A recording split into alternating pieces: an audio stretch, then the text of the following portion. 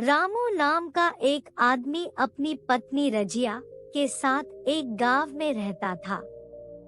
उसके बहुत ही गरीब परिवार था। दोनों के कोई संतान नहीं थे जब रजिया के 2-3 बच्चे होकर मर गए और उम्र ढल चली तो रामू का उससे प्रेम कुछ कम होने लगा। रामू पर दूसरे ब्याह की धुन सवार हुई। आए दिन वह रजिया से झगड़ा करने लगा। रामू एक न एक बहाना खोजकर रजिया पर बिगड़ा और कभी कभी उसे मारता भी, और अंत में वह एक नई स्त्री लेकर आ ही गया। इसका नाम था दासी। बड़ी बड़ी आंखें, जवानी की उम्र। रजिया भला इस नई यमुना के सामने क्या टिकती। फिर भी वह जाते हुए स्वामित्व को जितने दिन हो सके अपने अधिकार में रखना चाहती थी। इस घर को उसने मर मर कर बनाया, उसे सहज ही वह छोड़ नहीं सकती थी। वह इतनी बेसमझ नहीं है कि घर को छोड़कर चली जाए और दासी राज करे। एक दिन रजिया ने रामू से कहा, मेरे पास साड़ी नहीं है, जाकर ला दो। रामू उसके एक दिन पहले दासी के लिए अच्छी सी चुंदरी लाया था। रजिया की मांग सुनकर वह बोला, मेरे पास अभी रुपया नहीं है। रजिया को साड़ी की उतनी चाह नहीं थी जितनी रामू और दासिया के आनंद में विखंडन डालने की। वह बोली, रुपए नहीं थे तो कल अपनी चाहती के लिए चुनरी क्यों ले आई। चुनरी के बदले उसी दाम में 2 साड़ियां ले आते तो एक मेरे काम न आ जाती। रामू ने स्वेच्छा भाव से कहा, मेरी इच्छा जो चाहूंगा करूंगा, तू बोलने वाली कौन है। अभी उसके खाने खेलने के दिन है, तू चाहती है उसे अभी से नून तेल की चिंता में डाल दूं, यह मुझसे ना होगा। तुझे ओढ़ने पहनने की साध है तो काम कर, मजदूरी कर। भगवान ने क्या हाथ पैर नहीं दिए। पहले तो घड़ी भर उठकर काम भी कर लिया करती थी, लेकिन अब तो सारा दिन पड़ी रहती है। तो क्या रुपए आकाश से गिरेंगे, मैं तेरे लिए जान थोड़ी दे दूंगा। रजिया ने कहा, तो क्या मैं उसकी नौकरानी बनकर हूँ। वह रानी की तरह पड़ी रही और मैं घर का सारा काम करूं। इतने दिनों छाती फाड़ कर काम किया है, उसका यह फल मिला तो अब मेरी बला काम करने की आती है। मैं जैसे रखूंगा वैसे ही तुझे रहना पड़ेगा। मेरी इच्छा होगी मैं रहूंगी, नहीं तो अलग हो जाऊंगी। जो तेरी इच्छा हो कर मेरा गला छोड़। अच्छी बात है, आज से तेरा गला छड़ती हूँ, समझ लूंगी कि मैं विधवा हो गई। रामू दिल में समझता था कि यह गृहस्थी रजिया ने ही जोड़ी है। संभव था कुछ देर बाद जाकर वह रजिया को माना लेता, पर दासी भी कूटनीति में कुशल थी। उसने गर्म लोहे पर चोट जमाना शुरू की। बोली, आज देवी किस बात पर बिगड़ रही थी। रामू ने उदास मन से कहा, तेरी चुनरी के पीछे रजिया महाभारत मचाए हुए है। अब कहती है कि मैं अलग रहूंगी। मैं कह दिया, तेरी जो इच्छा हो वह कर। दासिया ने आंख मटकनी हुए कहा, यह सब नखरे हैं कि तुम हाथ पैर जोड़ोगे और मनाओगे, और कुछ नहीं, तुम चुप बैठे रहो। 2-4 दिन में अपने आप ही उसकी गर्मी उतर जाएगी, तुम कुछ मत बोलना। रामू ने गंभीर भाव से कहा, दासी तुम जानती हो वह कितनी घमंडी है। वह मुंह से जो बात कह देती है उसे पूरा करके ही छड़ती है। रजिया को भी रामू से ऐसी कृत घटा की आशा नहीं थी। अब वह पहले की तरह सुंदर नहीं, इसीलिए रामू को अब उससे प्रेम नहीं। वह सोचने लगी, यह घर उसी ने बनाया है। अनाज का लेन देन उसी ने शुरू किया और आज उसका पति इतनी निर्दयता से उसे दूध की मक्खी की तरह निकाल फेंकना चाहता है। रामू ने इतना भी नहीं कहा कि तू अलग नहीं रह पाएगी, मैं या तो खुद मर जाऊंगा या तुझे मार डालूंगा, पर तुझे अलग नहीं होने दूंगा। परंतु मेरी ऐसी दुर्गति है कि उस निर्दय को मुझ पर दया भी ना आई। दूसरे दिन रजिया एक दूसरे गांव के लिए चल पड़ी। उसने अपने साथ कुछ ना लिया। जो साड़ी उसकी देह पर थी वह ही उसके सारी संपत्ति थी। विधाता ने उसके बालकों को तो पहले ही छीन लिया था, आज घर भी छीन लिया। रामू उसे समय दासी के साथ बैठा हुआ आमोद विनोद कर रहा था। राजिया को जाते देखकर शायद वह समझ ना सका कि वह घर छोड़कर जा रही है। रजिया ने भी यही समझा कि इस तरह से चोरों की भांति वह जाना भी नहीं चाहती। वह दासी को, उसके पति को और सारे गांव को दिखा देना चाहती है कि वह इस घर में से ठेले की कोई चीज भी नहीं ले जा रही। गांव वालों की दृष्टि में रामू का अपमान करना ही उसका लक्ष्य था। उसके चुपचाप चले जाने से तो कुछ भी ना होगा। रामू उल्टा सबसे कहेगा कि रजिया ही घर की सारी संपदा लेकर चली गई। उसने रामू को पुकार कर कहा, संभालो अपना घर, मैं जाती हूँ। तुम्हारे घर की कोई भी चीज अपने साथ नहीं ले जा रही। रामू एक क्षण के लिए कर्तव्य भ्रष्ट हो गया। क्या कहीं उसकी समझ में नहीं आया? उसे आशा न थी कि वह इस तरह से जाएगी। उसने सोचा था कि जब वह घर ठोकर ले जाने लगेगी तब वह गांव वालों को दिखाकर उनके सहानुभूति प्राप्त करेगा, पर अब क्या करे?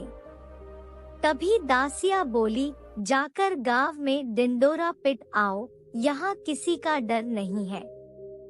तू अपने घर से लेकर ही क्या आई थी जो लेकर जाएगी? रजिया ने उसके मुंह न लगकर रामू से कहा, सुनते हो अपनी चाहती की बातें, फिर भी मुंह नहीं खुलता। मैं तो जाती हूँ, लेकिन दसिया रानी तुम भी बहुत दिन तक राज ना कर पाओगी। ईश्वर के दरबार में अन्याय नहीं फलता, वह तो बड़े बड़ों के घमंड चूर कर देता है। दासिया ठोठा मार कर हंसी, पर रामू ने सर झुका लिया। रजिया चली गई। रजिया जी नए गांव में आई थी। वह रामू के गांव के नजदीक ही था, अत यहाँ के लोग उससे परिचित थे।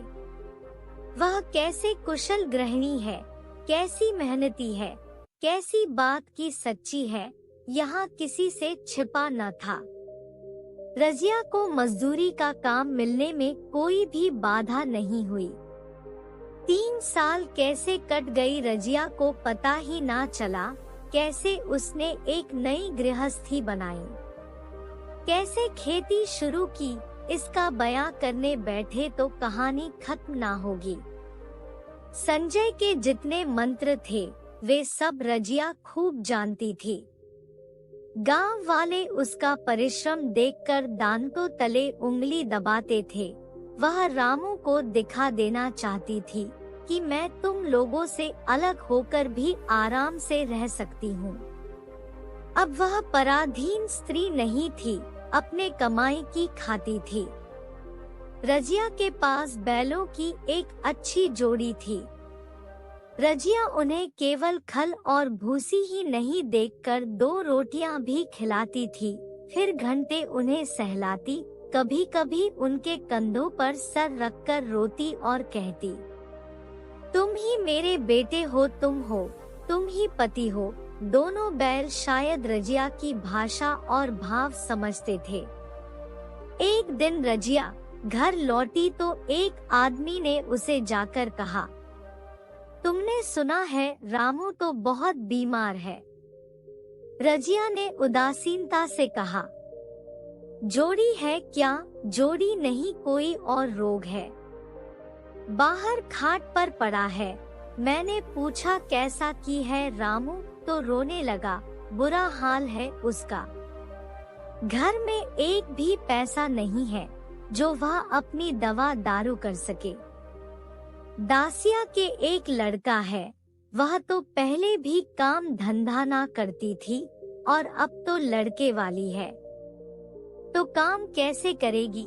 घर की सारी भार रामू के सिर पर ही गिरी है। फिर दासिया को गहने भी चाहिए। नई दुल्हन जो ठहरी, रजिया घर के अंदर जाते हुए कहती है, जो जैसा करेगा वैसा भोगेगा, लेकिन अंदर जाकर उसका जी ना लगा। वह एक क्षण में फिर से बाहर आई। शायद उसे आदमी से कुछ पूछना चाहती थी, पर वह आदमी चला गया था। रजिया ने इधर-उधर उसे ढूंढा, परंतु वह ना मिला।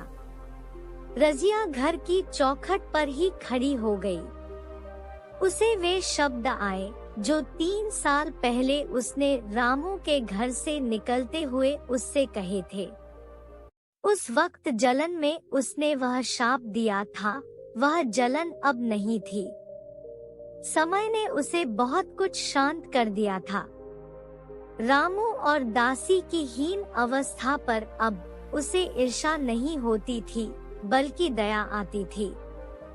उसने सोचा रामू बीमार है, अवश्य ही उसकी दशा अच्छी नहीं होगी। कुछ ऐसा मोटा ताजा तो वह पहले भी नहीं था, और बीमारी के बाद तो बिल्कुल घुल ही गया होगा। खेती तो उसकी पहले भी बहुत कम थी, खाने पीने को भी ठीक से ना मिलता होगा। तभी पड़ोस की एक स्त्री आग लेने के बहाने आकर कहा सुना है, रामू बहुत बीमार है, जो जैसा करेगा वैसा पाएगा। तुम्हें इतनी बेदर्दी से निकला कि कोई बेरी भी ऐसा ना करेगा। रजिया ने टोका, नहीं दीदी ऐसी बात ना थी, वह तो बेचारे कुछ बोल ही नहीं। मैं चली तो सर झुका लिया। दासिया के कहने में आकर वह यह सब कुछ कर बैठे। मैं किसी की बुराई क्यों करूं? दासिया के कारण ही उनकी यह दशा हुई है। पड़ोसी ने आग ना मांगी और मुंह फेर कर चली गई। रजिया ने अपना घड़ा उठाया, रसीली और कुएं पर पानी खींचने के लिए चल पड़ी। वह सोचने लगी कि अगर रामू की तबीयत इतनी खराब होती तो वह अवश्य ही किसी न किसी को उसके पास जरूर भेजता। कोई उसे बुलाने अवश्य आ जाएगा, नहीं बुलाएगा तो वह कैसे जा सकती है? लोग कहेंगे आखिर दौड़ी आई ना, मगर रामू तो अचेत पड़ा है, वह तो बीमार है। उसकी देह में था ही क्या, फिर उसे कौन बुलाएगा? तभी उसके सामने से एक आदमी आता हुआ दिखाई दिया। वह कुछ घबरा सा जान पड़ता था। राजिया ने सोचा अवश्य ही यह रामू के गांव से आया है। रजिया ने घड़ा रख दिया और उस आदमी के पास जाकर बोली, रामू महतो ने भेजा है तुम्हें। अच्छा तो चलो घर, मैं तुम्हारे साथ चलती हूँ। नहीं नहीं, अभी मुझे कुछ देर है, बैलों को सना पानी देना है, दिया बाती करनी है। ऐसा करती हूँ, मैं तुम्हें कुछ रुपए दे देती हूँ, तुम जाकर दासिया को दे देना और कह देना कोई काम हो तो बुला ले। वह आदमी रामू को क्या जाने, किसी दूसरे गांव का रहने वाला था। पहले तो चकरा गया, फिर समझ गया और चुपके से रजिया के साथ चल पड़ा और रुपए लेकर चलता बना। चलते चलते रजिया ने पूछा, अब क्या हाल है उसका? उस आदमी ने अटकलबाजी में जवाब दिया, अब तो कुछ संभाल रहा है। वह अनजान आदमी वहां से चला गया। रजिया बैलों को सना पानी करने लगी, परंतु उसकी मन अभी भी रामू में ही लगा हुआ था। उसे याद आया कि 10 साल पहले जब वह बीमार पड़ी थी तो रामू उसके सिरहाने बैठा रहता था। खाना पीना तक भूल गया था। राजिया के मन में आया कि क्यों ना चल कर देख आए, कोई क्या कहेगा, किसका मुंह है जो कुछ कहे, कोई चोरी करने ही थोड़े जा रही हूँ, मेरा आदमी है उसी के पास जा रही हूँ। दासिया नाक सिकुड़ेगी, मुझे उससे क्या मतलब। रजिया ने अपने घर के किवाड़ बंद किया, घर को सहेजा और रामू को देखने के लिए चल पड़ी, कांपती, झिझकती और क्षमता का दान लिए हुए। इधर रामू को थोड़े ही दिन में मालूम हो गया था कि उसके घर की आत्मा निकल गई है और वह चाहे जितना भी जोर करे, कितना भी सर कांपे, उसमें सपोर्ट नहीं आएगी।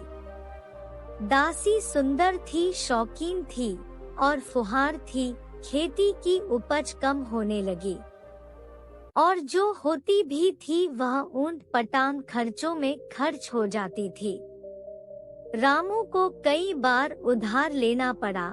इस चिंता और दुख में उसका स्वास्थ्य बिगड़ने लगा। शुरू में कुछ परवाह न की परवाह करके भी वह क्या करता, घर में पैसे तो थे नहीं। बीमारी का इलाज न होने से बीमारी ने जड़ पकड़ ली और 10 दिन में ही उसका दाना पानी छूट गया। मौत के इंतजार में वह खाट पर पड़ा हुआ करा रहा था। राजिया को याद करके वह बार बार रोता, दासी को कोसता कि तेरे ही कारण मैंने उसे घर से निकाला। वह क्या गई, घर की लक्ष्मी चली गई। मैं जानता हूँ कि अब भी बुलाऊंगा तो दौड़ी आएगी, लेकिन किस मुंह से उसे बुलाऊं। एक बार वह आ जाती तो उसे अपने अपराधों की क्षमा मांग लेता, फिर मैं खुशी से मारता और कोई लालसा नहीं थी। अचानक ही रजिया उसके सामने आ गई और उसके माथे पर हाथ रखते हुए पूछा, कैसा जी है तुम्हारा, मुझे तो आज ही हल मिल। रामू ने सजल नेत्रों से उसकी ओर देखा पर कुछ कहा ना सका। दोनों हाथ जोड़कर उसे प्रणाम किया, फिर उसके हाथ जुड़े ही रह गए और उसकी आंखें पलट गई। रामू की मृत्यु हो चुकी थी, घर में लाश पड़ी थी। रजिया रोती थी, दसिया चिंतित थी कि घर में रुपए का तो नाम भी नहीं है, लकड़ी भी चाहिए, उठाने वालों को जलपान भी करवाना होगा। कफन के बगैर लाश कैसे उठेगी, 10 रुपए से काम का खर्च न था। यहाँ घर में 10 रुपए तो क्या, 10 पैसे भी नहीं थे। वह डर रही थी कि आज बहुत बड़ी आफत आ गई है। उसके पास ऐसे कीमती गहने भी नहीं थे कि जिन्हें बेचकर 10 रुपए आ जाते। मगर और हो ही क्या सकता था। उसने चौधरी के लड़के को बुलाकर कहा, देवर जी यह बेड़ा कैसे पार लगे, गांव में कोई डेले का भी विश्वास करने वाला नहीं है। मेरे पास गहने हैं, चौधरी से कहो इन्हें गिरवी रख ले और आज का काम चला दे, फिर भगवान ही मालिक है। रजिया से क्यों नहीं मांग लेती। सहरसा रजिया आंखें पहुंचती हुई वहां पर गई। उसके कानों में भनक पड़ चुकी थी। पूछा, क्या सलाह कर रहे हो? अब मिट्टी उठाने की बेला है या सलाह करने की? हाँ, उसी का इंतजाम कर रहा हूँ। रुपए पैसे तो यहाँ होंगे नहीं, बीमारी में ही खर्च हो गए होंगे। इस बेचारी को तो बीच मझधार में ही लाकर छोड़ दिया। तुम ऐसा करो, लपक कर मेरे घर जाओ। मेरा घर कौन सा दूर है, यह चाबी लेते जाओ और वहाँ अंदर भंडार से 50 रुपए निकाल लो, ऊपर की पटरी पर रखे हुए हैं। वह चाबी लेकर उधर चला गया। इधर दासिया राजू के पैर पड़कर रोने लगी। उसने देखा कि रजिया के मन में कितनी दया है, कितनी क्षमा है। रजिया ने उसे गले से लगा लिया और कहा, क्यों रोती हो? वह चला गया। पर मैं तो हूँ, किसी बात की चिंता ना कर। इस घर में हम और तुम दोनों उनके नाम पर ही बैठेंगे। मैं वहाँ भी देखूंगी और यहाँ भी। कोई तुमसे गहने मांगे तो मत देना। दसिया का जी होता था कि सर पटक कर मर जाए। वह सोचने लगी कि मैं इसे कितना जलाया, कितना रुलाया और घर से निकाल कर ही छोड़। रजिया ने पूछा, जिस के रुपए हो मुझे बता देना। मैं झगड़ा रखना नहीं चाहती। और तुम्हारा बच्चा इतना दुबला क्यों हो रहा है? दासिया बोली, जो गाय तुम छोड़ गई थी वह मर गई। अब इसे दूध नहीं मिलता, इसीलिए कमजोर है। राम राम, बेचारा मुरझा गया है। मैं कल ही गए लाऊंगी और अब यहीं पर अपना घर बसाऊंगी। वहाँ पर क्या रखा है? घर से रामू की लाश उठा दी गई और उसका दाह संस्कार कर दिया गया। कम से कम 200 रुपए खर्च हो गए। किसी से मांगने ना पड़े। सारा खर्चा रजिया ने ही किया था। रसिया के जौहर भी इस त्याग की आज में निकल आए। वह विलासनी सेवा की मूर्ति बन गई। आज रामू को मरे हुए पूरे 7 साल हो चुके थे। रजिया घर संभाले हुई थी। दासिया को वह अब सत नहीं बल्कि अपनी बेटी समझती थी। पहले उसे पहनकर तब आप पहनती, उसे खिलाकर आप खाती। जोखू अब पढ़ने के लिए जाता था। उसकी सगाई की बात चल रही थी। उनके खानदान में बचपन में ही ब्याह कर दिया जाता था। दासिया ने कहा, बहन गहने बनवा कर क्या करोगी? मेरे गहने तो धोरे ही है। रजिया ने कहा, नहीं री, उसके लिए नए गहने बनवाऊंगी। अभी तो मेरा हाथ चलता है। जब तक जाऊं तो जो चाहे करना। तेरे अभी पहनने ओढ़ने के दिन है। तू अपने गहने रहने दे। तभी उनके पड़ोसी ने कहा, आज जोखू के बाप होते तो कुछ और बात होती। रजिया ने कहा, वे नहीं है तो मैं तो हूँ। वह जितना करते मैं उतना ही करूँगी। पर मैं मर जाऊं तब कहना कि जोखू के बाप नहीं है। ब्याह के दिन दासिया को रोते देखकर रजिया ने कहा, बहू तुम क्यों रोती हो? अभी तो मैं जीती हूँ। घर तुम्हारा है, जैसे चाहे रहो। मुझे एक रोटी दे देना बस। और मुझे क्या करना, मेरा तो आदमी मर गया है। पर तुम्हारा तो अभी जिंदा है। दसिया उसके गले लगाकर खूब रोई और बोली, जीजी तुम ही मेरी माता हो। तुम ना होती तो मैं किसके द्वारा पर खड़ी होती। घर में तो चूहे लौटते थे। उनके राज में मुझे दुख ही दोहक उठाने पड़े। सुहाग का सुख तो मुझे तुम्हारा राज में मिला। मैं दुख से नहीं रोती, रोती हूँ तो भगवान की दया पर कि कहाँ मैं और कहाँ यह खुशहाली। रजिया मुस्कुरा कर रो दी। अब रजिया, रसिया और उनका बेटा और बहू सभी एक सुखी परिवार की तरह जीवन बिताने लगे।